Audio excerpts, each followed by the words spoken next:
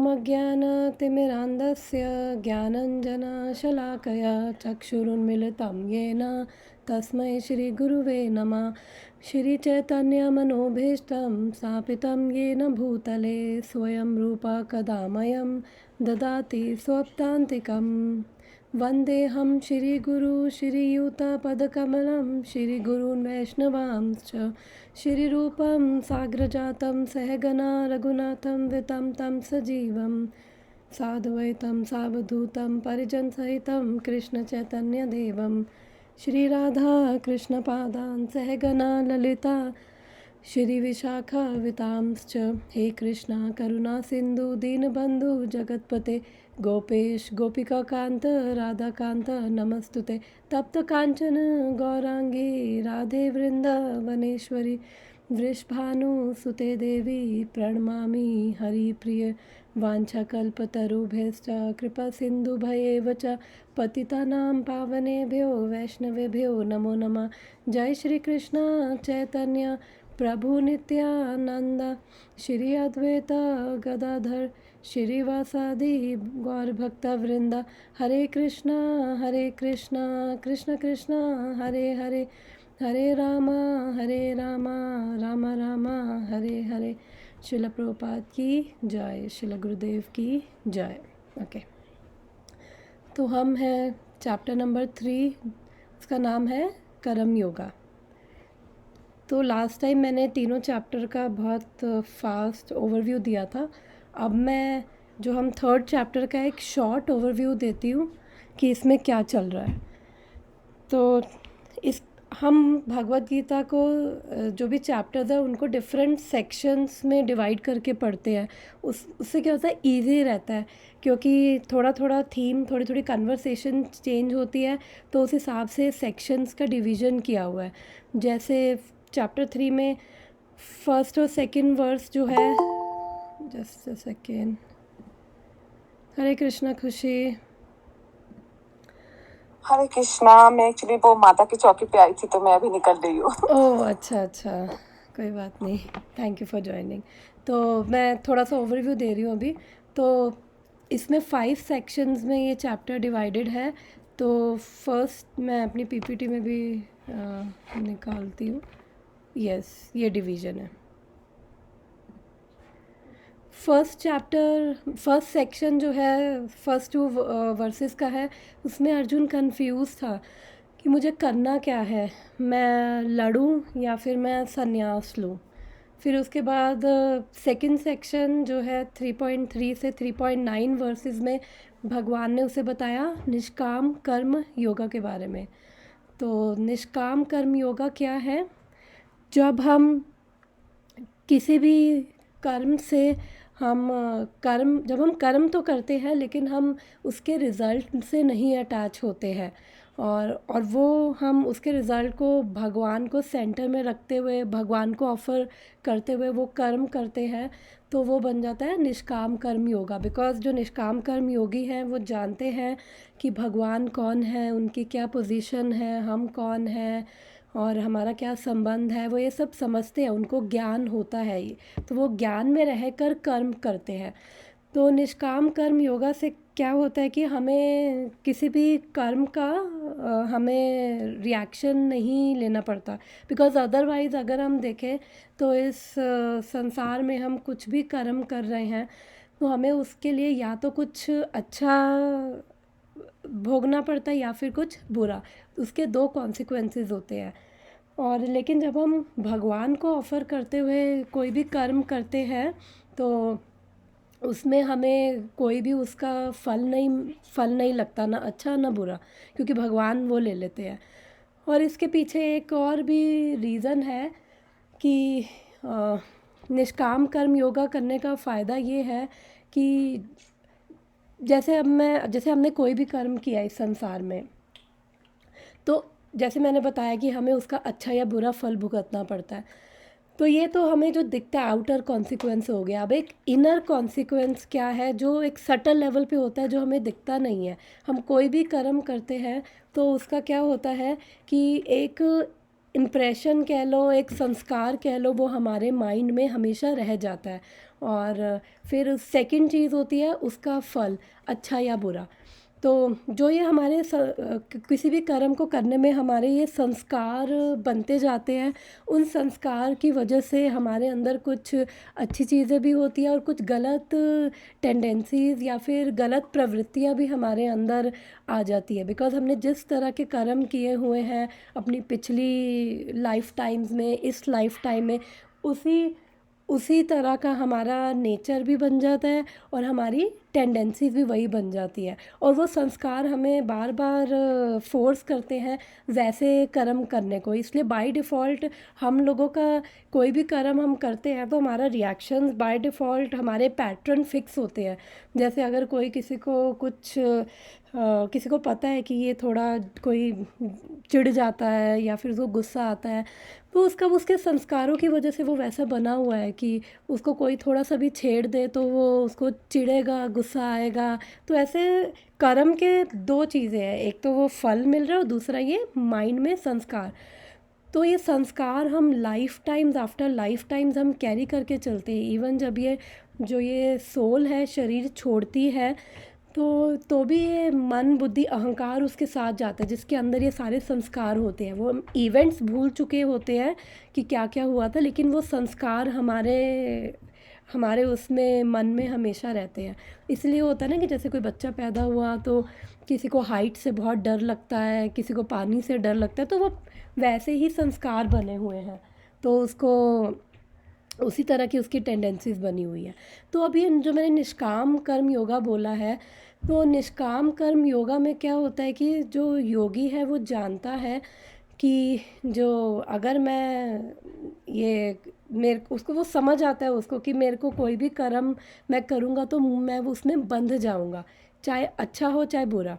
अगर अच्छा भी करेंगे तो उसके लिए भी एक बॉडी लेनी पड़ेगी, और फिर हमें वापस से इस जन्म और मृत्यु की साइकिल में आना पड़ेगा।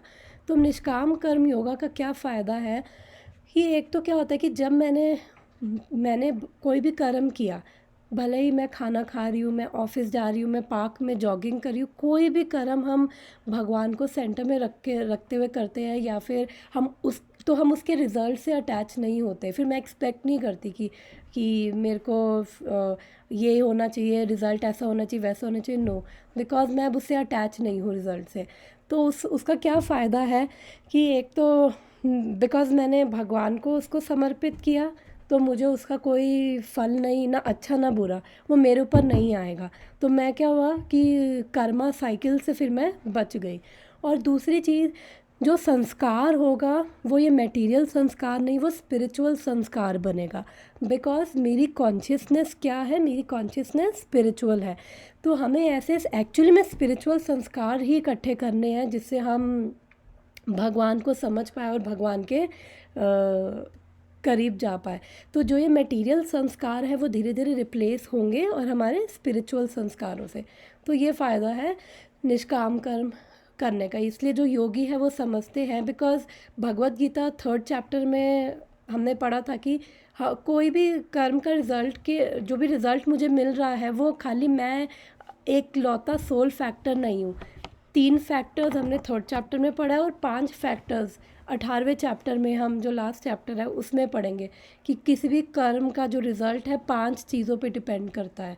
तो इसलिए जब रिज़ल्ट ही मेरे हाथ में नहीं है तो फिर अब हम कर्म करेंगे, लेकिन अब मान लो कि मैं ऑफिस जा रही हूँ, मेरे अंदर फिर मैं कर्म ही क्यों कर रही हूँ, मोटिवेशन ही नहीं है। तो फिर मोटिवेशन यही है कि जब मैं अटैच ही किसी से नहीं हूँ, बिकॉज़ अभी वो लेवल नहीं है, तो फिर हम अगर कहीं पे अटैच नहीं है तो फिर कहीं ना कहीं तो अटैच होना पड़ेगा। इसलिए हम उस वर्क से और उसके रिज़ल्ट से ना अटैच होकर हम भगवान से अटैच होकर करते हैं। इससे क्या होता है कि हमें बस केवल अपनी कॉन्शियसनेस चेंज करनी है, हमें अपने कर्मा नहीं बदलने की। मेरे को अपना बैठ के ऐसे जंगल में नहीं जाना, वो नहीं करना, मेरे को जो मैं कर रही हूँ मेरे को वही करना, बट मेरी बस जो कॉन्शियसनेस है, चेतना है, केवल वही डिफरेंट होगी। ओके, अच्छा, फिर उसके बाद 3.3 से 3.9 में भगवान ने बोला निष्काम कर्म योगा करने के लिए। फिर 3.10 से 3.16 सेक्शन नंबर 3 में भगवान एक स्टेप नीचे गए और अर्जुन को कर्म कांडा के बारे में बताया। बिकॉज़ ऐसे भी कुछ लोग होंगे जो अभी निष्काम कर्म योगा करने के लेवल पे नहीं है, तो उनको भी निराश होने की ज़रूरत नहीं है। तो भगवान ने इसलिए बोला कि ओके, एक स्टेप नीचे गए, ठीक है, अगर आप निष्काम कर्म योगा नहीं कर सकते, क्योंकि कई लोग बहुत अटैच हैं और अभी इतना भगवान नहीं, राधा नहीं, प्लीज़ साउंड हो रही है, भगवान पे अभी उतना फेथ भी नहीं है। तो फिर उनको भगवान ने बोला ठीक है, आप फिर देवी देवताओं को मानो, उनके लिए आप यज्ञ करो, और उससे क्या होगा, आपकी हर इच्छा पूरी होगी। और जब देवी देवता खुश होंगे तो आपको आपकी लाइफ की सारी नेसेसिटीज़ वो प्रोवाइड करेंगे। तो इसका ये फ़ायदा होगा, आप धीरे धीरे जब कर्म कांडा करोगे तो आपको धीरे धीरे जब आपकी इच्छाएं पूरी होंगी तो आपको शास्त्र पे विश्वास होगा। जब शास्त्र पे विश्वास होगा, फिर उससे कर्म कांडा से थोड़ा ऊपर उठ के ज्ञान कांड, उपासना कांड पे पहुंचोगे तो आपको समझ आएगा कि ये सब क्या आपकी प्यूरिफिकेशन होगी। और धीरे धीरे फिर आप कर्म कांडा करते हुए आप निष्काम कर्म योग तक पहुंचोगे। फिर अब नेक्स्ट सेक्शन जो है फोर्थ, वो है 17 से 35। अभी हम इस पे हैं।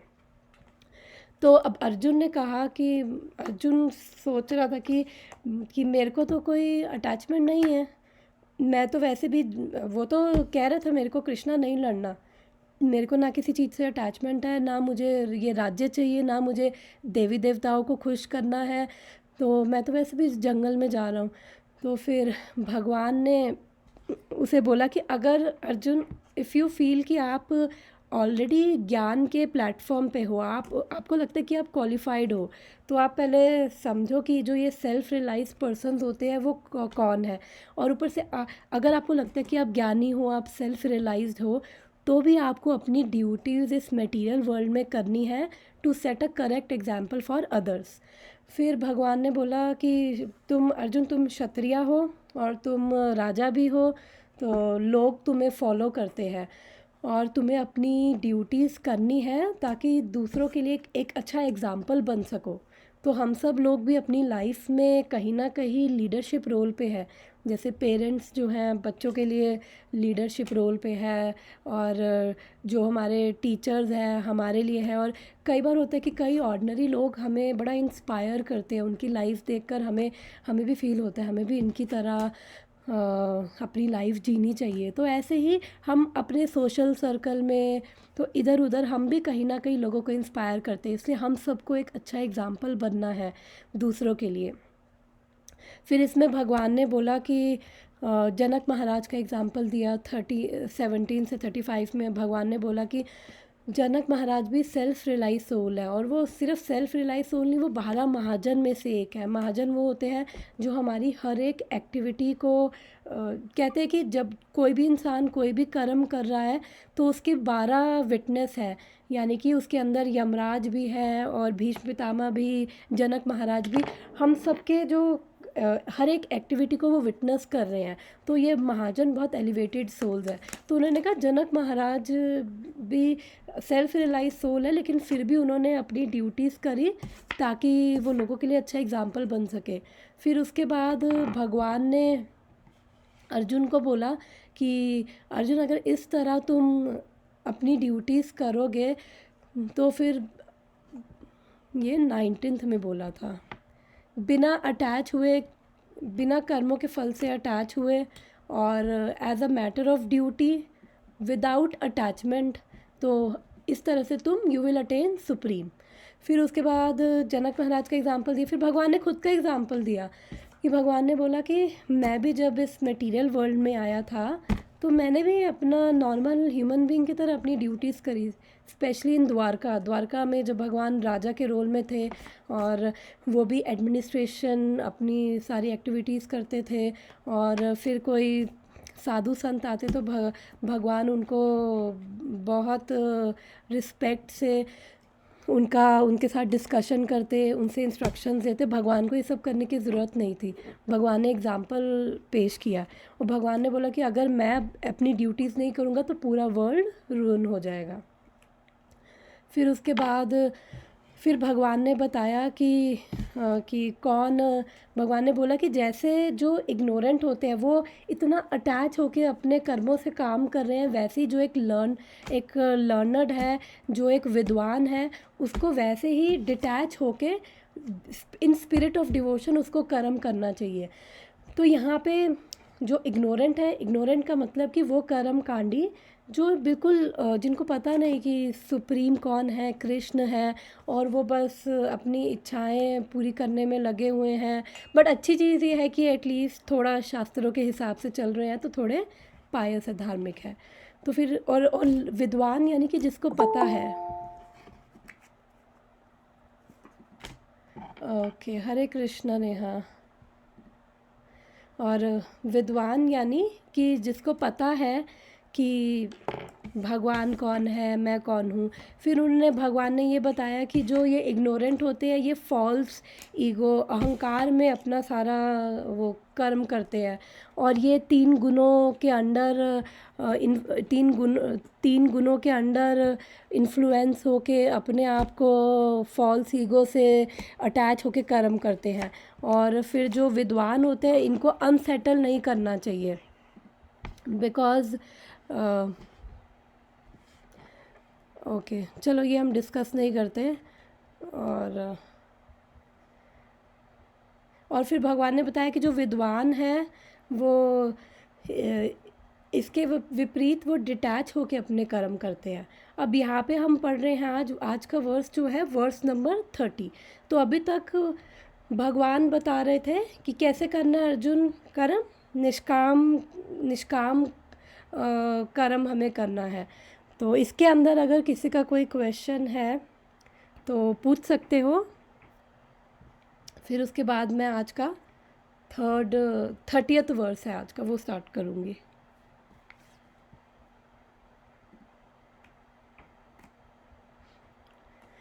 ओके, अगर सब साइलेंट हो तो फिर मैं अज्यूम कर रही हूँ कि मैं आगे बढ़ रही हूँ कि ओके सब क्लियर है।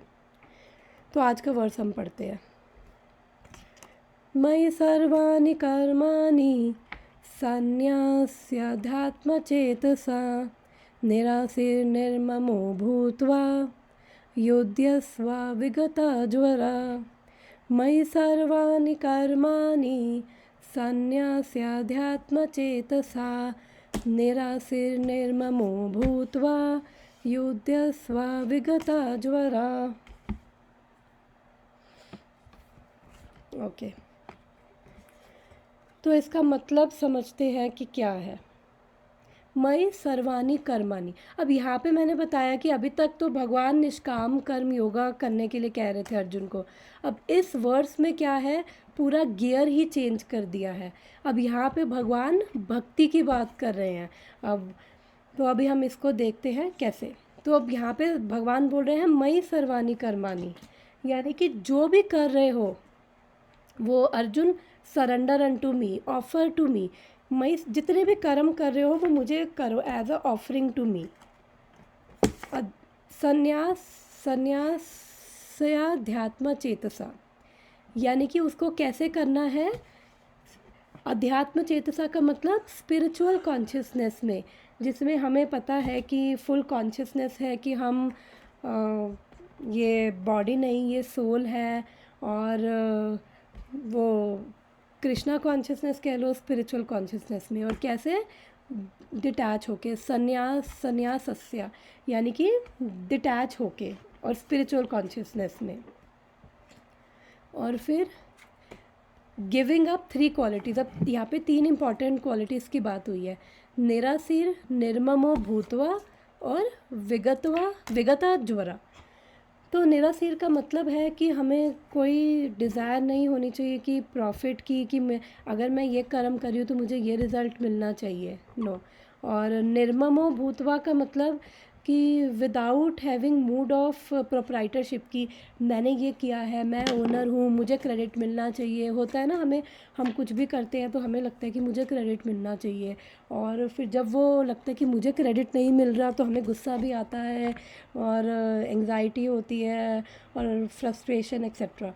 तो यहाँ पे यही बोला है कि बिना किसी एक्सपेक्टेशन के और बिना ओनरशिप के। और विगता ज्वरा का मतलब फ्री फ्रॉम लेथार्जी,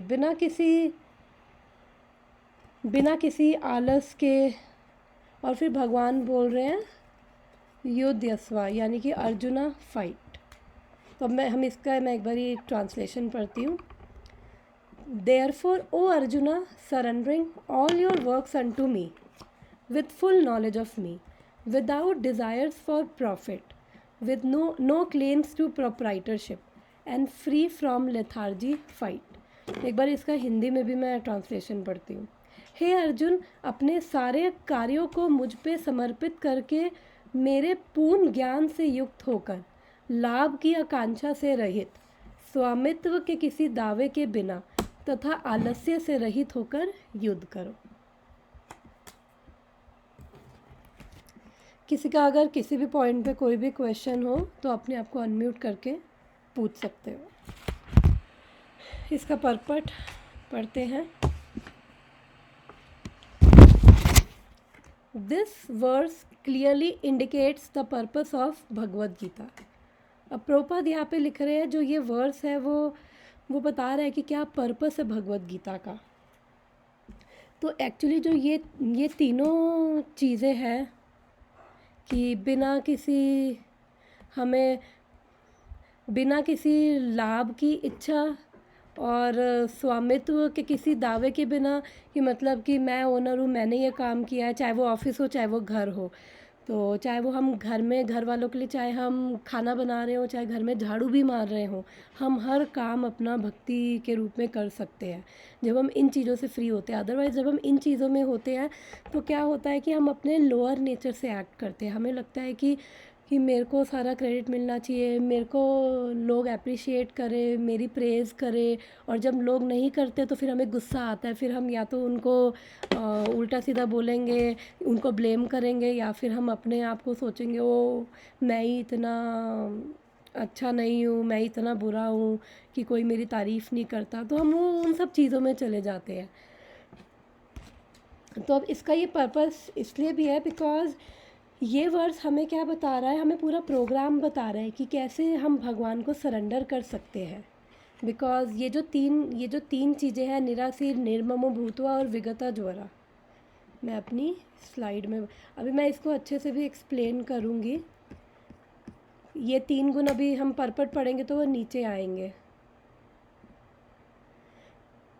निराशीर मतलब विदाउट डिज़ायर फॉर प्रॉफिट और विदाउट ओनरशिप। तो बेसिकली 3 गुण हैं। हम लोग हमेशा 3 गुणों में रहते हैं, सतोगुण, रजोगुण, तमोगुण। तो जब हम रजोगुण और तमोगुण में होते हैं तो हमें लगता है कि हम ओनर हैं और हमें सब क्रेडिट मिलना चाहिए, ये होना हमारे हिसाब से, जो हम चाह रहे हैं चीज़ें वैसी होनी चाहिए। और फिर जब हम रजोगुण में होते हैं तो हम आलस में आते हैं और हम कभी खुद को ब्लेम करेंगे, कभी वॉयलेंट हो जाएंगे और हम किसी भी हद तक जाते हैं। तो भगवान इसलिए जब हम ये 3 गुणों से ऊपर उठेंगे, तो जब हम ये 3 गुणों से ऊपर उठते हैं तो फिर हम आते हैं शुद्ध सतोगुण में, जिसके अंदर एक्चुअली में कोई भक्ति कर सकता है। सतोगुण में आना ज़रूरी है ये भगवान के बारे में सुनने के लिए, बिकॉज सतोगुण में हम ज्ञान लेने के लिए रेडी होते हैं। तो रजोगुण और तमोगुण में तो बिल्कुल भी मतलब बहुत मुश्किल होता है। जो रजोगुणी और तमोगुणी होते हैं उनके लिए बहुत मुश्किल होता है भक्ति करना या फिर भगवान के बारे में सुनना।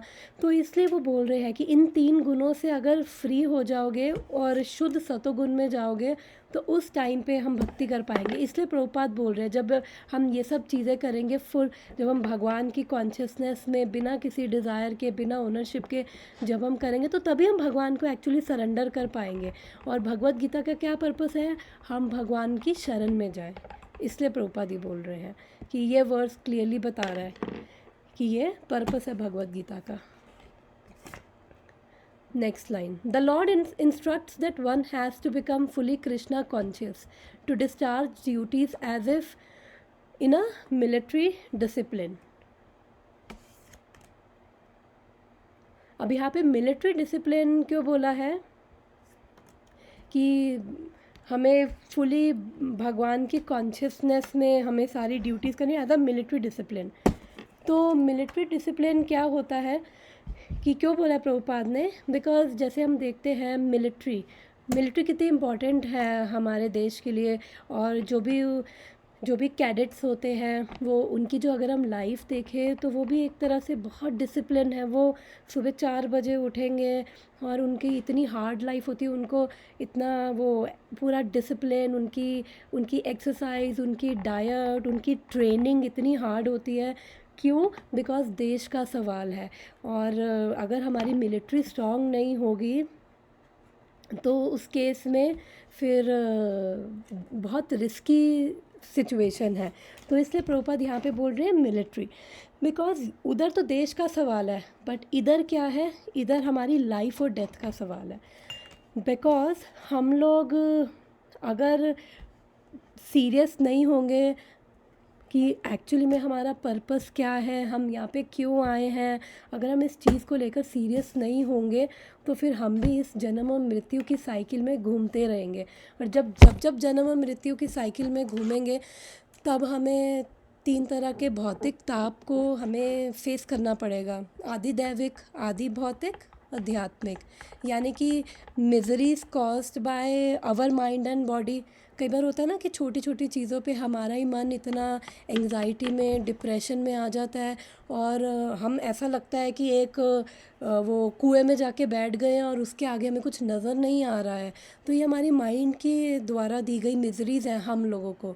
और बॉडी में जब को हम बीमार होते हैं तो भी प्रॉब्लम होती है। और आध्यात्मिक, इसे आध्यात्मिक मिजरीज़ कहते हैं। और आदि दैविक है कि जो जैसे नेचुरल डिज़ास्टर्स हो गए, फ्लड आ गए, कोविड आ गया, कहीं सूखा पड़ गया, तो ये सब जो देवताओं के द्वारा, प्रकृति के द्वारा दिया गया। और आदि भौतिक है जो दूसरों के द्वारा दी गई मिजरीज़ है। जैसे किसी ने किसी पे अटैक कर दिया, किसी ने किसी की जॉब खा ली, तो कितनी प्रॉब्लम में आ जाते हैं। और वो डेंगू का मच्छर काट गया और वो सब चीज़ें, बीमार हो गए, तो वो सब चीज़ें। तो ये 3 तरह के ताप तो सबको, सबके जीवन में है, चाहे कोई अमीर है, चाहे कोई गरीब है, चाहे कोई इंडिया में है, चाहे कोई ऑस्ट्रेलिया में, चाहे कोई पाकिस्तान में, चाहे कोई वर्ल्ड के किसी भी कोने पे हो। ये 3 सबको फेस करने पड़ते हैं। और इसके अलावा 4 चीज़ें और, जन्म, मृत्यु, जरा, व्याधि, यानी बर्थ, डेथ, डिजीज़ और ओल्ड एज। इसके अलावा तो ये 7 चीज़ें तो सबको ही फेस करनी है। तो इसलिए जब हम इस बर्थ और डेथ की साइकिल में आएंगे तो फिर हम इसी सफरिंग में रहेंगे और ये चीज़ें हमें फेस करनी पड़ेंगी। Such an injunctions may make things a little difficult. Nevertheless, duties must be carried out with dependence on Krishna, because that is the constitutional position of living entity. The living entity cannot be happy independent of cooperation of Supreme Lord, because the eternal constitutional position of living entity is to become subordinate to the desires of the Lord. तो अब यहाँ पे क्या कह रहे हैं कि हम लोग क्या है, living entity cannot be happy independent of corporation of supreme Lord. हम क्यों हैप्पी नहीं हो सकते? हम सबको एक्चुअली, हम कुछ भी, कोई भी कर्म कर रहे हैं उसके पीछे हमारा, अगर हम देखें ना, तो एक लेवल पे हम सबका यही एक रीज़न है कि हमें हैप्पीनेस चाहिए। ऑफिस जा रहे हैं तो उसके पीछे पैसा, ऑफिस जा रहे हैं पैसा कमाएंगे, तो उससे पैसा कमाएंगे, उससे अपनी लाइफ की कंफर्ट्स आएंगे और अल्टीमेटली हम हैप्पी हो पाएंगे। तो हम कुछ भी कर रहे हैं, कोई स्पोर्ट्स खेल रहा है, कोई मूवी देख रहा है, कोई गाने सुन रहा है, तो हर एक के पीछे उसका यही पर्पस है कि मेरे को happy, I want to be happy, मुझे खुश होना है। तो इसलिए अब यहाँ पे क्या कह रहे हैं कि living entity cannot be happy. भगवान, जब हम भगवान के ऊपर डिपेंडेंट नहीं हैं तो हम हैप्पी नहीं हो सकते, बिकॉज एटर्नल कॉन्स्टिट्यूशनल पोजीशन हमारी क्या है, हमारा, हम सबकी एक आइडेंटिटी है, हमारी एक फिक्स्ड आइडेंटिटी कि मैं कौन हूँ, मैं ये शरीर नहीं, मैं आत्मा हूँ। वो बात अलग है कि जब हम ये बॉडी में आते हैं तो हम डिफरेंट रोल्स लेते रहते हैं। जैसे अभी ये जो सोल है एक बॉडी लेती है, तो एक रोल लिया, मदर का रोल, सिस्टर का रोल, वाइफ का रोल, फादर का रोल, फ्रेंड का रोल, अपने ऊपर लेबल्स लगा के चलते हैं कि I am very intelligent, I am superior, I am a party animal, I am this, I am that. ऐसे हम लोग ना अपने पे भी लेबल लगा के चलते हैं और हम दूसरों के ऊपर भी ना इनविजिबल लेबल हम लगा देते हैं। हम जैसे किसी से मिले, उसके ऊपर ना हम एक इनविजिबल लेबल लगा देते हैं, ये ऐसा है, ये बहुत अच्छा है, ये बहुत बुरा है, ये पागल है। फिर जब हम नेक्स्ट टाइम उससे मिलते हैं ना, तो हम उसको उससे नहीं, हम उसके लेबल से बात करते हैं। जिस पे हमने लेबल लगाया होगा ना ये पागल है, तो हम उसको वैसे ही ट्रीट करेंगे। जिस पे हमने लेबल लगाया होगा वाह ये अच्छा है, तो हम उसको वैसे ही ट्रीट करेंगे, ये सुपीरियर है। तो इसलिए ये हमारे पॉइंट ये है कि ये हमारे एक्चुअली आइडेंटिटी नहीं है। बिकॉज़ ये आइडेंटिटी तो मेरी पल पल बदलती रहती है। जब मैं घर में हूँ तो I am a wife, I am a mother. और जब मैं बाहर हूँ ऑफिस में तो I can be manager, assistant manager, CEO, कुछ भी हो सकती हूँ। और जब मैं कहीं और हूँ, रिलेटिव्स में हूँ, तो I can be a sister in law, और कुछ भी हो सकती हूँ। I can be a mother in law, कुछ भी हो सकती है। तो मेरी आइडेंटिटीज़ है, ये तो बदलती रहती है। और पिछले कितने लाइफ टाइम से हमने ये सारे जो रोल्स हैं हमने बदले हैं, और पता नहीं कितने हम ऐसे रोल्स ले चुके हैं। तो अब यहाँ पे कह रहे हैं कि जो हमारा रियल आइडेंटिटी क्या है, चैतन्य महाप्रभु जो स्वयं कृष्ण है वो ये बोलते हैं, जीवेरा स्वरूप होए कृष्णेरा नित्य दास। हम लोग भगवान के एटर्नल सर्वेंट्स हैं, उनके नित्य दास हैं। फिर भगवत गीता में भी भगवान कृष्ण स्वयं बोलते हैं कि ममे वांछा जीवा लोका जीवा भूता सनातना, कि जो भी जितने भी सारे जीव हैं एक्चुअली में वो क्या है, वो मेरे ही अंश है, मेरे ही पार्ट एंड पार्सल है। तो हम अगर देखें कि हम एज अ सोल, मैं एक सोल हूँ, और जो सोल क्या है, एटर्नल यानी सनातन, जिसका ना कोई बिगनिंग है ना कोई एंड है। और ये बॉडी, अभी एक बॉडी में हूँ, और उसके बाद किसी और बॉडी में, और अगर भगवान के धाम गई तो फिर उसके बाद वो जो मेरी रियल आइडेंटिटी, जो मेरा संबंध एक्चुअली कृष्ण के साथ है, फिर मैं उस रियल संबंध में, उस स्वरूप में मैं आ जाऊंगी। तो मेरी हमेशा एक आइडेंटिटी, मेरी रियल आइडेंटिटी वही है कि जो मेरा भगवान के साथ एक रियल संबंध है, और वो हम सब में से हर एक जीव का, एक एक का भगवान के साथ एक पर्सनल कनेक्शन है, जिसको हम भूले हैं। तो हम ये भगवत गीता पढ़ के, वही भगवत गीता, श्रीमद् भागवतम पढ़ के हम वही सब रिवाइव, उसी को याद करने की कोशिश कर रहे हैं एक्चुअली। इसलिए हम पढ़ रहे हैं, धीरे धीरे वो हमारी रियल स्वरूप हमें मैनिफेस्ट होगा, प्रकट होगा। तो अभी तो हमारा रियल स्वरूप वही है। तो जो ये सोल है, सनातन है, उसको कहाँ पे खुशी मिलेगी, जो खुद सनातन है। और सनातन कौन है, भगवान। भगवान एटर्नल है, भगवान का ना कोई जन्म है ना मृत्यु है। भगवान पहले भी थे, अब भी हैं, हमेशा रहेंगे, आगे भी रहेंगे।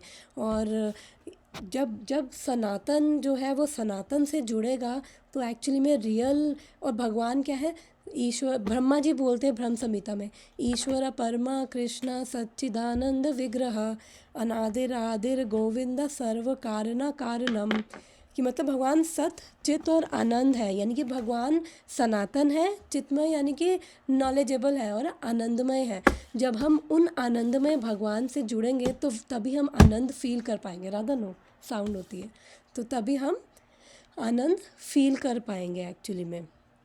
और बिकॉज अगर हम मटेरियल वर्ल्ड में भी देखें, अगर हम किसी के पास जाते हैं और वो ऑलरेडी फ्रस्ट्रेटेड और गुस्से में हो, तो वो हमें क्या देगा, वो हमें फ्रस्ट्रेशन और गुस्सा ही आगे देगा। तो ऐसे ही जो भगवान है उनके अंदर केवल आनंद है। तो जब हम उनसे जुड़ते हैं, सनातन से जुड़ेगा, तो उसको एक्चुअल में रियल आनंद मिलेगा। बिकॉज़ हम मटेरियल वर्ल्ड में जो भी चीज़ें हैं सब टेम्परेरी है, इसलिए सोल को सेटिस्फैक्शन नहीं मिलती। हम इवन दो हमारे पास लाइफ के कंफर्ट्स हो, जो भी चीज़ों, हमें फिर भी एक खालीपन लगता है, हमें फिर भी लगता है ये नहीं है वो नहीं है। बिकॉज़ हमारा जो रियल जो आनंद है वो केवल भगवान में है, जो हम लोग को पता नहीं है। जब हम उनसे जुड़ते हैं, चाहे मटेरियली हमें उतना भी कंफर्ट्स ना हो, उतनी चीज़ें ना हो, लेकिन जो है ये सोल बहुत ब्लिसफुल फील करती है, और उसको वो डिस्टर्ब नहीं होती। और भगवान की कृपा से फिर तीनों ताप जो हैं वो उस पर एक्ट नहीं करते। ओके। और फिर और जो ऊपर से, ओके ठीक है, आगे पढ़ते हैं हम, फिर आगे डिस्कस करते हैं। Arjun was therefore ordered by Shri Krishna to fight as if lord was his military commander. इसलिए वो बोल रहे हैं कि हमें एक सेकेंड, तो इसलिए भगवान उसको बोल रहे थे, बिकॉज वो जब हमने सेकंड चैप्टर में देखा था कि अर्जुन ने भगवान को सरेंडर कर दिया था, उनकी शरण में गया, तो भगवान उनके गुरु बन गए थे। तो इसलिए अब गुरु को तो हमें फॉलो करना ही है।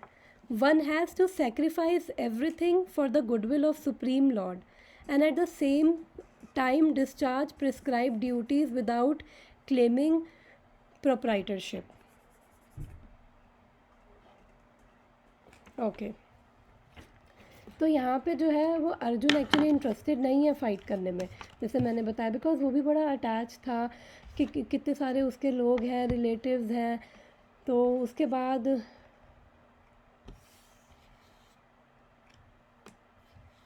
तो उसने जब लड़ाई शुरू करी, तो एंड में जब हम 18वें चैप्टर तक देखेंगे तो उसकी कॉन्शियसनेस बदल जाती है, फिर वो भगवान के प्लेजर के लिए लड़ता है।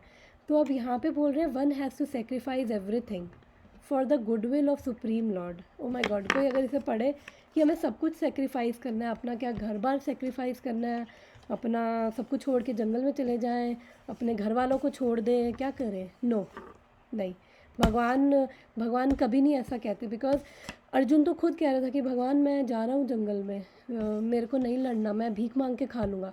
भगवान ने तो उसे तब भी रोका। भगवान ने कहा नो, जंगल में जाना इज़ नॉट अ सोल्यूशन। अपनी प्रॉब्लम से भागना, अपनी रिस्पॉन्सिबिलिटी से भागना कोई सोल्यूशन नहीं है। अगर आप मैच्योर हो, उतने आपके अंदर प्योरिटी है, डिटैचमेंट है, तो ठीक है, आप तब संन्यास लो। ऐसे थोड़ा सा परेशान हो गए हो, छोड़ के भाग रहे हो, that is not a solution. तो इसलिए भगवान यहाँ पे हमें ये नहीं, यहाँ पे प्रभुपाद लिख रहे हैं, उसका मतलब ये नहीं है कि हमें सब कुछ छोड़ना है। तो यहाँ पे हमें क्या सेक्रीफाइस करना है? हमें सेक्रीफाइस करनी है अपनी ईगो को, अपने अटैचमेंट्स को, हमारे कुछ ऊपर, हमारे ग्रॉस अटैचमेंट्स, जो ऊपर के अटैचमेंट्स हमें दिख जाते हैं, लेकिन हमारे कुछ सटल अटैचमेंट्स भी होते हैं जो हमें कभी नज़र नहीं आते। हमें कई बार हम नेगेटिवली, किसी से हम गुस्सा होते हैं तो हम एक तरह से उनसे नेगेटिवली अटैच हैं। तो हमें काफ़ी ऐसे सटल अटैचमेंट्स हैं, हमें देखना है कि हमारे ऐसे क्या सटल अटैचमेंट्स हैं जो हमें भक्ति करने से रोक रहा है, जो भक्ति के फेवर में नहीं है। हमें अपनी ईगो को वो सेक्रीफाइस करना है, फॉल्स ईगो को, कि फॉल्स ईगो मतलब जो मेरे डिफरेंट रोल्स में लेके बैठी हुई हूँ, और मैं अपने रियल रोल को छोड़ के कि मैं भगवान की नित्य दास हूँ, तो हमें वो सब चीज़ें सेक्रीफाइस करनी है। और eight the same time discharge prescribe duties without claiming proprietorship, बिना किसी ओनरशिप के। मुझे अभी इस पॉइंट को अभी हम डिस्कस करते हैं। Arjuna did not have to consider the order of the lord, he had only to execute his order. The Supreme Lord is the soul of all souls. Therefore, one who depends solely and wholly on Supreme Lord without personal consideration, or in other words, one who is fully Krishna conscious is Adhyatma Chetasa. कि मतलब ये fully Krishna conscious है, जो सब कुछ भगवान को offer करते हुए कर रहा है। तो यानी वो स्पिरिचुअल, अगर मैं खाना खा रही हूँ तो मैं कैसे ऑफ़र कर रही हूँ? मैं भगवान को भोग लगा के खा रही हूँ। मैं ऑफिस जा रही हूँ तो फिर मैं ये प्रार्थना करूँ कि भगवान जो भी मेरे ऑफिस की भी ड्यूटीज़ है, भगवान ये आप लैपटॉप खोलते समय भगवान ये सब आपको समर्पित। और उसी कॉन्शियसनेस से ही फिर अगर कोई मुझे आके, अगर बॉस ये कह रहा है कि ये, जैसे अगर कोई प्रेजेंटेशन दी और फिर बॉस ने कहा नहीं ये ठीक नहीं है, इसको ऐसे करना है, तो फिर हम बड़ा पर्सनल ले लेते हैं। अच्छा, मैंने इतना अच्छा किया था और ये मेरे को आके वो बोल रहा है। तो जब हम थोड़ा कृष्णा कॉन्शियसनेस में होते हैं, हम पीसफुल होते हैं, हम काम होते हैं, फिर हम देखते हैं कि अच्छा, अगर बॉस ने ऐसा कहा है तो क्या कोई स्कोप है इम्प्रूवमेंट का?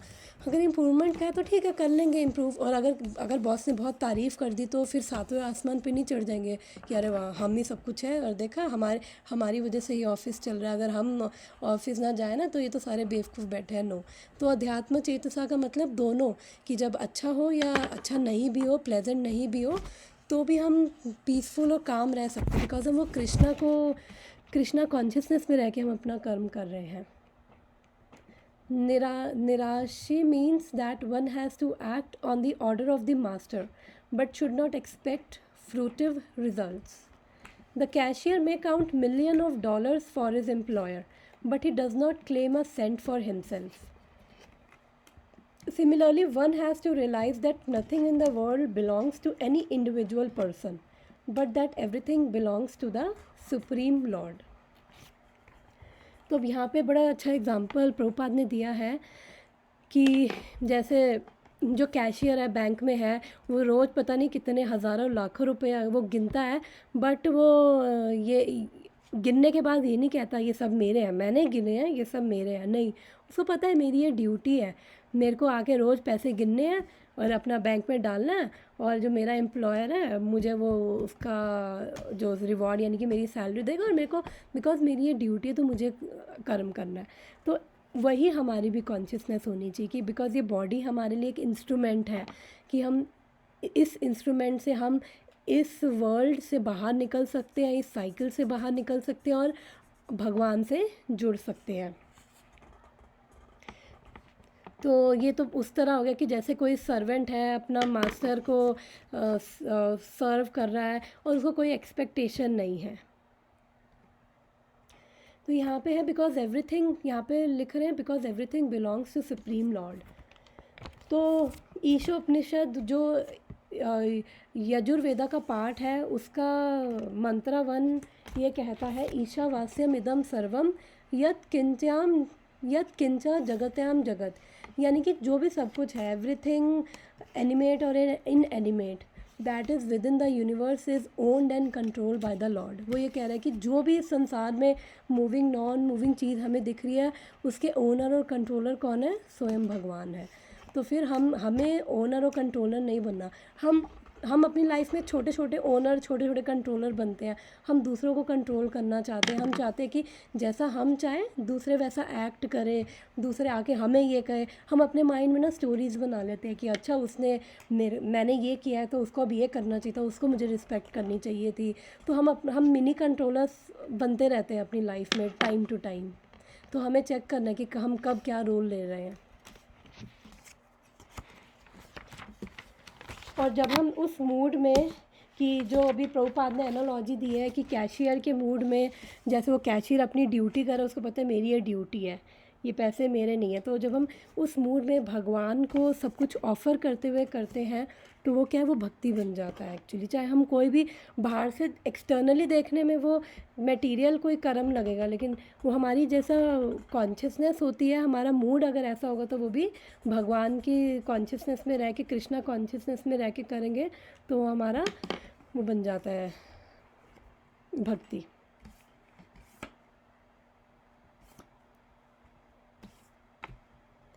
That is the real पर्पट of my और अनटू मी।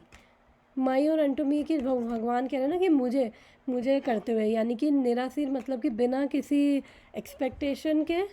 और फिर आगे वो बताएंगे, and when one acts in such consciousness certainly he does not claim proprietorship over anything. This consciousness is called निर्ममा और नथिंग इज़ माइन। और जब हम ऐसी कॉन्शियसनेस में एक्ट करते कि मेरा कुछ नहीं है, तो फिर बिकॉज हम उसके मेरा कुछ नहीं, आर्टिफिशियली नहीं, हम हर एक चीज़ के पीछे देख पा रहे हैं कृष्ण का हाथ है। अगर हम घर में सब्जी भी बना रहे हैं तो हम ये देख रहे हैं कि मुझे अपने घर वालों के लिए जो मेरी ड्यूटी है मुझे करनी है, मुझे उनके लिए खाना बनाना है, बिकॉज़ ये मुझे कृष्ण ने दिए हैं। और ये सब अपनी जर्नी पे है, मैं भी अपनी जर्नी पे हूँ। तो जब मैं ऐसे देखूँगी तो मेरे को तभी उनके लिए सेवा भाव आएगा। अदरवाइज़ मुझे गुस्सा आएगा कि आज मैंने सब्ज़ी बनाई इतनी अच्छी और तारीफ़ भी नहीं करी, और ये वो फिर वही सब दिमाग में चलता रहेगा। फिर चाहे वो तारीफ़ करे चाहे वो ना करे, वो जब मुझे सबके पीछे कृष्ण खड़े हुए नज़र आएंगे ना, और हमें धीरे धीरे प्रैक्टिस करनी है कि ये सब कृष्ण ने ही दिए हैं, ताकि हम लोग इनके साथ, बिकॉज जब हम मटेरियली लोगों के साथ डील करते, चाहे वो हमारी फैमिली हो चाहे वो फ्रेंड्स हो, तो एक तरह से हम ट्रेन होते हैं। तो हमारी अभी ट्रेनिंग चल रही है कि कैसे हम हर एक के साथ रिस्पेक्टफुली भी डील करें, और भगवान का हाथ देखते हुए कि ये सब कृष्ण ने दिए हैं, चाहे वो अच्छा हो चाहे वो ना हो। तो जब हम ऐसी कॉन्शियसनेस में आएंगे तो हम बेटर डील कर पाएंगे। हम सोचेंगे कृष्ण की कृपा है, वो हमें कुछ सिखाना चाहते हैं, अगर कुछ प्लेजेंट नहीं भी है। तो अब मटेरियलिस्ट कई लोग बोलते हैं हाँ हाँ हम अटैच नहीं हैं, तो इसके लिए बड़ा अच्छा सा एग्जांपल मेरे को याद आ रहा है। जैसे हम ट्रेन में जर्नी करते हैं, तो उस टाइम पे हम हमारा जो हम स्टेशन आता है, तो हम ये थोड़ी सोचते ट्रेन में, हम मान लो कि बहुत लंबी जर्नी करी, लोग भी मिल रहे हैं, तो मेरा स्टेशन आया तो मैं नट और स्क्रू वो खोल के वो अपनी चेयर थोड़ी निकाल के हम लोग नहीं लेके जाते, बिकॉज़ हमें पता है कि नहीं ये तो हमारा नहीं है। और सिमिलरली तो ये बॉडी क्या है, बॉडी और जो लोग हमें दिए गए हैं, वो हमें दिए गए हैं कि हम उन लोगों को असिस्ट कर सकें और अपनी अल्टीमेट डेस्टिनेशन पे पहुंच सके, जो है कृष्ण। बिना बिना ये सोचे हुए कि ये सब मेरा है, बिकॉज़ जब हम उन उसमें जाते ये मेरा है, ये है वो है, तो फिर हम अपने माइंड के हिसाब से काम करते हैं और फिर हम विम्सिकली एक्ट करते हैं जो माइंड को ठीक लगे। जब हम भगवान का देखते हुए करते हैं, तो हमें एक्चुअली तभी हम लोगों से रिस्पेक्टफुली डील कर पाते हैं, तभी हम एक्सपेक्टेशन नहीं रखते। अदरवाइज़ बहुत मुश्किल है ये चीज़ें आना कि ये मेरा नहीं है, मैं ओनर नहीं हूँ, मैं कंट्रोलर नहीं हूँ। तो हम छोटी छोटी चीज़ों पे अपने आप को, एक एक्सरसाइज है सबके लिए, हम देख सकते हैं कि हम हर पल कितने बार हम अपना वो ओनर और कंट्रोलर बनने की कोशिश करते हैं, और हम अपने आप को इवैल्यूएट करें कि किस किस चीज़ों में हम, छोटी छोटी चीज़ों में हम करते हैं। अगर हम रिलेटिव्स के बीच में बैठेंगे, फ्रेंड्स के बीच में, तो हमारा यही रहता है कि हमारी बात ऊपर होनी चाहिए, और इसने मेरे को आज हरे कृष्णा नहीं किया, इसने मेरे को आज मुंह बना के निकल गए, तो हम वो देखते, बिकॉज हम चाहते हैं कि जैसा हम चाहे वैसा दूसरे एक्ट करे, तो हमें इवैल्यूएट करना है अपने आप को। And if there is any reluctance to execute such a stern order, which is without the consideration of so-called kinsmen in the bodily relationship, that reluctance should be thrown off. In this way, one may become vigata jwara, or without feverish mentality or lethargy. इसका एक बार हिंदी में पढ़ते हैं इस line का मतलब। यदि कोई ऐसे कठोर आदेश को, जो शारीरिक संबंध से तथा कथित बंधुत्व भावना से रहित है, पूरा करने में झिझक हो, तो उसे दूर कर देना चाहिए। इस प्रकार मनुष्य विगता ज्वर अर्थात ज्वर या आलस्य से रहित हो सकता है। तो अब इस लाइन का मतलब समझते हैं। ओके, तो अब यहाँ पे तो विगता ज्वरा का, एक तो ज्वरा का मतलब ये भी होता है फीवर होना, कि एक सेकेंड, वन है what ever duty for the, तो इसलिए मतलब बेसिकली यहाँ पे वो ये कहना चाह रहे हैं कि हम बेसिकली जैसे अपने रिलेशंस और वो बॉडीली अटैचमेंट्स की वजह से हमें अपने ये प्लेजर देखते हैं कि इसमें मेरे को कितना फ़ायदा हो रहा है, हमें वो नहीं, हमें भगवान के प्लेजर के लिए कर्म करना है। बिकॉज अर्जुन का जो फर्स्ट चैप्टर में रीज़न था ना लड़ने का, उसका था लॉस ऑफ इन्जॉयमेंट, कि भगवान अगर ये सब मर जाएंगे तो मैं इन्जॉय किसके साथ करूँगा, मैं दिखाऊँगा किसको। तो इसलिए फिर भगवान ने कहा कि हमें उस 10 मिनट्स रह गए हैं, हमें उस फीवरिश मैंटालिटी से, ओके कोई बात नहीं, 10 मिनट्स रह गए, हमारा ख़त्म होने वाला है। हमें उस फीवरिश मैंटालिटी से हमें कर्म नहीं करना, हमें चाहे अगर वो हमारी ड्यूटी है, चाहे वो हमें अच्छी ना भी लगती, लेकिन अगर मेरी रिस्पॉन्सिबिलिटी है, मेरी ड्यूटी है, तो हमें भगवान के प्लेजर के लिए करना है। तो ये जो चीज़ है, ये जो 3 चीज़ें हैं, ये 3 भगवद गीता में सेकंड चैप्टर के आई थिंक 40 या फिर 45 वर्स में यही 3 चीज़ें भगवान ने बोली थी कि निस्तरह 245 सॉरी वर्स नंबर 245, निस्तरह गुण्य भाव अर्जुना निर्द्वंद्व नित्य सत्वता, कि अर्जुन इन 3 गुणों से ऊपर उठो। तो मैंने भी बताया ना, ये जो 3 हैं क्वालिटीज़, ये सत्वगुण, रजोगुण, तमोगुण में, रजोगुण और तमोगुण में बेसिकली हम में ये होती है ओनरशिप, और वो ओनरशिप की भावना, और कंट्रोलर, दिस इज़ मी, ये मेरा है। तो ये कह रहे हैं, तो भगवान ने उसे बोला था अर्जुन इन 3 चीज़ों से, इन 3 गुणों से ऊपर उठो। तो यहाँ पे इसका मतलब है कि ये मोड ऑफ पैशन यानी रजोगुण और मोड ऑफ इग्नोरेंस यानी कि तमोगुण, इनसे ऊपर उठो। बिकॉज जब हम मेरे को थोड़ा इन चीज़ों के बारे में बात करनी थी, बट टाइम कम बचा है तो मैं अपनी प्रेजेंटेशन दिखा देती हूँ लास्ट लाइन पढ़ के। Everyone, according to his quality and position, has a particular type of work to discharge, and all such duties may be discharged in Krishna consciousness, as described above. This will lead to the path of liberation. जब हम अपनी जो भी हमारी, जैसे हमारा nature है, जैसी हमारी ड्यूटीज़ है, हम जो भी कर रहे हैं, अगर हम ये कृष्णा कॉन्शियसनेस में, भगवान की कॉन्शियसनेस में यानी स्पिरिचुअल कॉन्शियसनेस में करेंगे, तो उससे क्या होगा, that will lead one two the path of liberation. अब मैं इस पॉइंट पे वापस आती हूँ एक बारी, जो मैं बता रही थी कि ये प्रेजेंटेशन में दिखाती हूँ। 1 मिनट रह जाए तो मुझे बता देना, मैं ये बंद कर दूँगी। ये कैसे अर्जुन ये 3 गुणों से ऊपर उठाने के लिए, कि 3 गुणों से ऊपर उठना है, भगवान ने यही सेम चीज़ बोली थी कि हमें कोई रिज़ल्ट, प्रॉफिट की कोई वो एक्सपेक्टेशन नहीं होनी चाहिए, निर्ममा यानी ओनरशिप नहीं होनी चाहिए। और जब हम इग्नोरेंस में होते हैं तो तब क्या होता है, हम में लेथार्जी होती है, हम आलस में होते हैं। तो और जब हम रजोगुण और तमोगुण में होते हैं तो तब हमें, मैं एक बारी बताती हूँ, ये सब बताना था बट कोई बात नहीं। ओके, तो हमें ये रजोगुण, तमोगुण, सतोगुण, ये तीनों बांधने वाले हैं। कैसे बांधने वाले हैं, एक सेकेंड मैं टाइम देख के बात करती हूँ पहले, कितना टाइम बचा है। 7 minutes बचे हैं ओके, माताजी। Thank you. 1 मिनट बचे तो बता देना। मैं अब ये बताती हूँ ये 3 गुण हमें कैसे बांधने वाले हैं। पहले हम बात करें सतोगुण की, तो सतोगुण में आना बहुत ज़रूरी है भक्ति के लिए। बिकॉज जैसे मैंने बोला कि जब कोई सतोगुण में होता है तभी कोई सुन सकता है भगवान के बारे में, तभी कोई समझ सकता है और तभी वो ज्ञान प्राप्त कर सकता है। सतोगुण क्या कर रहा है, हेल्प कर रहा है। सतोगुण का मतलब ये नहीं कि मैं भक्त बन गई, सतोगुण मुझे हेल्प कर रहा है वो शुद्ध सतोगुण में पहुंचने के लिए, इसलिए सतोगुण में होना ज़रूरी है। लेकिन सतोगुण भी मुझे कैसे बांध रहा है, कैसे मुझे बाइंड कर रहा है। अगर कोई खाली सतोगुण में है तो उसके लिए उसके अंदर क्या है कि कोई ये वाली पिक्चर जिसमें मेरा माउस है, no impetus to take up spiritual life, तो उसके अंदर कोई वो होता नहीं है कि मेरे को स्पिरिचुअल लाइफ लेनी है। बिकॉज उसकी लाइफ बहुत कंफर्टेबल होती है, वो बहुत हैप्पी है, सेटिस्फाइड है, उसका स्टैंडर्ड ऑफ लिविंग अच्छा होता है, तो उसको लगता है कि मैं दान पुण्य वगैरह कर रहा हूँ और ये बहुत बड़ी चीज़ है और मुझे इससे ज़्यादा कुछ करने की ज़रूरत नहीं है, तो वो थोड़ा कंफर्टेबल होके बैठ जाता है।